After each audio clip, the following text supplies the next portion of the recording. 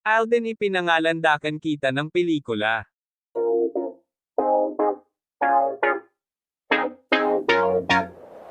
Umaapaw sa Gaelic ang puso ni Alden Richards sa tagumpay ng pelikulang pinagbibidahan nila ni Julia Montes, ang Five Breakups and a Romance, kaya naman idinaan niya sa kanyang ex, dating Twitter, post ang pasasalamat sa lahat ng mga tumangkilik o nanood sa mga sinehan ng kanyang pelikula.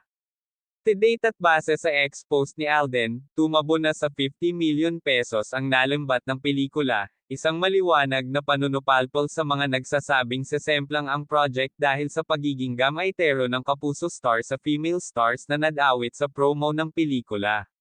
Sabi sa screenshot ng official statement ng gross sale ng movie, na ibalik na ang ibigan at luhaan sa sinehan. Five Breakups and a Romance has reached over 50M. Gross sales. Taos-pusong pasasalamat. Nag-react dito si Alden sa kanyang ex-post na punong-puno ng pasasalamat sa kanyang mensahe.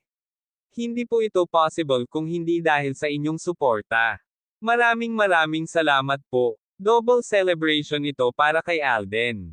Hindi lang niya napatunayan ang pagiging bankable star kundi successful din siya bilang isa sa mga producers, financier ng nasabing project. Actually, busy rin si Alden sa iba't ibang negosyo at isa nga sa mga ito ay ang kanyang pakikipagkuproduce sa iba niyang mga proyekto.